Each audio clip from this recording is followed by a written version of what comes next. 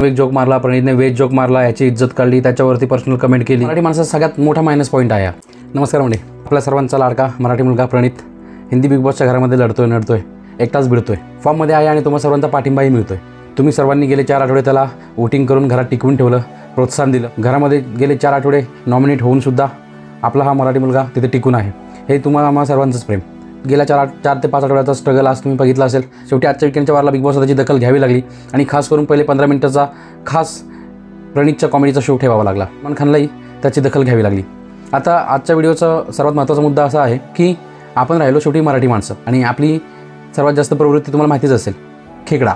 आणि खूप उदाहरण देतो आपण याची की मराठी माणूस आपला कुठलाही वर चालला की आपल्या समाजामध्ये आहेतच खेकडे, नांग्या मारून खाली खेचायला. आपला माणूस पुढे जाताना दिसला की आपलेच खेकडे ॲक्टिव्ह होत. आपला मराठी माणसाचा सगळ्यात मोठा मायनस पॉईंट आहे. बाकीच्या समाजांचं उदाहरण घ्या आणि आपल्या मराठी माणसांचं घ्या. आपला मराठी माणसाला मॅक्झिमम वेळा सपोर्ट नाही करत. आता प्रणीत हिंदी बिग बॉसमध्ये आहे आणि आपली प्रजाती ॲक्टिव्ह झालेली आहे. मग प्रणीत कसा वाईट आहे, घाणेरडे जोक मारतो, 3rd क्लास कॉमेडियन आहे, कशाला पाठवलं त्याला तिकडे, लायकी आहे का या शोमध्ये यायची. मला एक म्हणायचं आहे, पहिले तर तो तुमच्या जीवावर तिथं गेलेला नाही आहे. तो तुम्हाला आवडत नाही याचा अर्थ तुमचं काहीच योगदान नाही त्याला तिथे पोहोचवण्यामध्ये.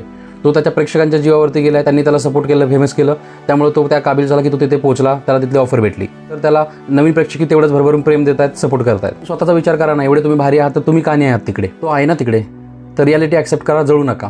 एवढ्या गर्वीमधून फेमस झाला, सेटल होतोय, पुढे जातोय, तरी आम्ही त्याची निंदा करणार, मागे घेणार, समोरच्यांना त्याचे निगेटिव्ह मुद्दे काढून देणार. जर तुम्ही चांगल्या वाईटाचा विचार करता तर इथं डोकं लावण्यापेक्षा ते जे राजकारणी आहेत, गल्लीबोळात दादा भाऊ आहेत, लोकांना धमकावतात, लुबाडतात, घाबरवतात, काही भ्रष्ट सरकारी कर्मचारी आहेत, जनतेच्या कष्टाचा पैशाचा पगार खातायत, काही कामं करत नाहीत, भ्रष्टाचार करतायत.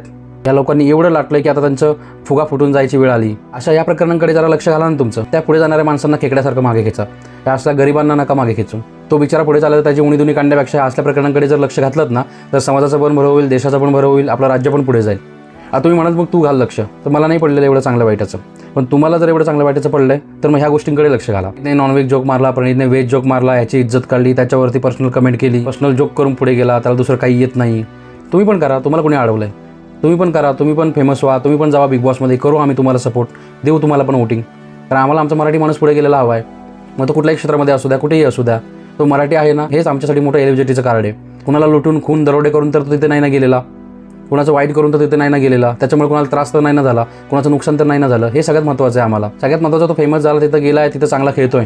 शर्मा, वर्मा, झिशान, बशीर, अमाल असले लोक जिंकण्यापेक्षा आम्हाला कधी मनापासून वाटेल की आपला एक मराठी माणूस जिंकावा आणि आम्ही त्याला सपोर्ट करणार. जर मराठी मुलगा जिंकला तर काय वाईट आहे त्यामध्ये. मग तुम्ही बघा गेल्या वर्षी कसे कंटेस्टंट बोलत होते बिग बॉसने महाराष्ट्रातून, एकही होतं का कामाचा. झालं ते झालं, जसा गेला तसा गेला, परंतु आता सपोर्ट करणं गरजेचं आहे. तर हे असले चाळे सोडून द्या आणि सपोर्ट करा. सपोर्ट करता येत नसेल तर निदान वाईट तरी बोलू नका, न्यूट्रल राहा.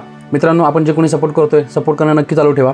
आता ह्या आठवड्यामध्ये एलिमिनेशन टास्क ऑलरेडी झालेला आहे. ऑलरेडी ह्या गेलेल्या आठवड्यामध्ये प्रणीत सेफ आहे. प्रणीत घराच्या बाहेर जात नाही आहे. आणि ह्या येणाऱ्या आठवड्यामध्ये जो आत्ता चालू होते उद्यापासून, सोमवारपासून, ह्या आठवड्यामध्ये प्रणीत नॉमिनेट नसणार आहे, त्यामुळे टेन्शन नका घेऊ.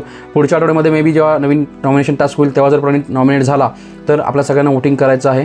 वोटिंग रिलेटेड वगैरे तुम्हाला काही क्वेरी वाटली, काही प्रश्न असेल, खाली कमेंट बॉक्समध्ये व्यक्त व्हा. मी तुम्हाला कसं संपर्क करायचं सांगतो. जे मुद्दे पटणार त्यावरती बोलत जाऊ. भेटूया पुढच्या व्हिडिओमध्ये. तोपर्यंत धन्यवाद.